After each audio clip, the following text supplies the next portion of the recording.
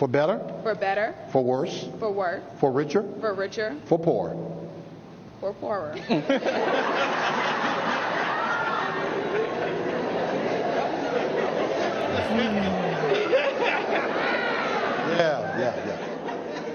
We hit that snag about 20 times in counseling.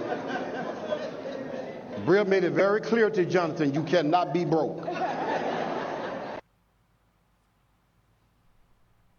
In sickness. In sickness. And in health. And in health. To love. To love. Cherish. Cherish. And to obey. We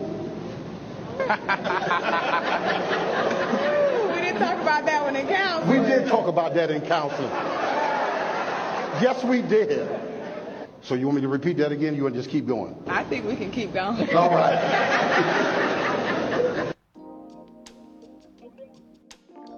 Buddy XB says this marriage is a joke to her already. She basically said, if you fall on hard times and you end up poor, I'm leaving. At least she lets him know. Jessica V. Parker says, our society is so lost. Can we marry for love? Money is so temporary. Memories with people you love are worth so much more. MB516 says, shit happens. Life is unpredictable. But you best believe if my man is going through some downfall, I'm going to be right there. We're moving up together. Samanator says, my parents said for richer or richer.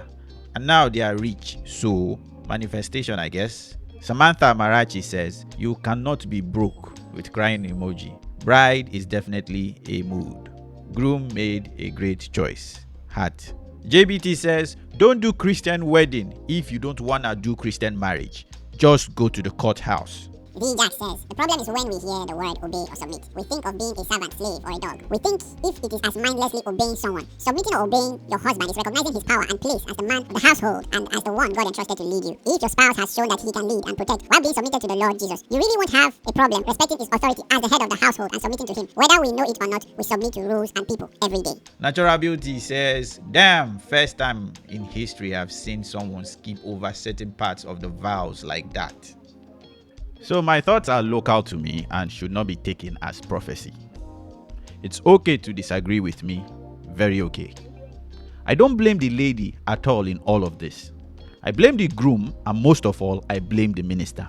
During the richer for poorer section, the minister mentioned that they hit a snag about 20 times when they were doing this during counseling. Most churches have lost the tradition of rebuking people when they are in sin. Why would a minister continue with a marriage ceremony, even the counseling, when he has noticed that the bride, the wife-to-be, is already not willing to submit to her husband's financial status, whether he is rich or whether he is poor? They basically told the groom that if he ever becomes poor, that the wife has the right to leave him, and he on his own side is laughing it off like it doesn't mean anything, like it's a joke. Life can happen to people and they lose everything. It's not a certainty that you will always have something. The minister also made a joke that he made it clear to the guy that he cannot be broke. That's not a right thing to say to someone. You don't control tomorrow. Anything can happen to you. If the book of Ecclesiastes is anything to us, you will see that bad thing can happen to good people and good thing can happen to bad people.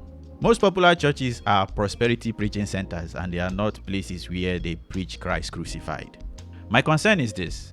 This marriage is out of order. She will not obey her husband, and this minister is too scared to stand on his own words or his own convictions. The fact that this was a surprise to her was because it wasn't emphasized very well by the minister before they got to the altar. Maybe during the counseling, he just rushed over it and glossed over it so that he will not be the one to defend his statement there and just made it a seminar kind of talking point or PowerPoint or something and just shared it to them. Most ministers are celebrities nowadays and they don't like to offend people. So that is why they avoid very controversial things. The husband is a pushover, the wife is rebellious, and the minister is more afraid of men than he is afraid of God. So these are the main reasons why I am more concerned about the relationship, because if you don't have a minister that will ground you, then you both will be going according to your own will and according to your own means. All of this can be salvaged if the husband and the wife get better counseling.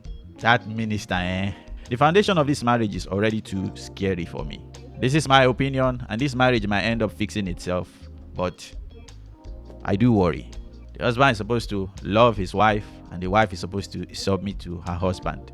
If these two dynamics are not met, there is chaos looming. she's not willing to submit to him if he's poor. I don't know anything about his own vows, but in the end, it's just a disaster waiting to happen. I pray for their sake this is not the case, and I hope they are still together. So if the couple end up seeing this video, I'm not attacking you, but please consider my words. Go through the Bible yourself, and it's not something to be shy of in submitting to your husband. And man, also, it's not something to be shy of to love your wife. So you live your life and your marriage to the glory of God and not to the glory of yourself or to the well-being of yourself. And that's what I'm going to leave with you. If you people have anything to contribute, please leave them in the comments below, and I will see you guys and girls later.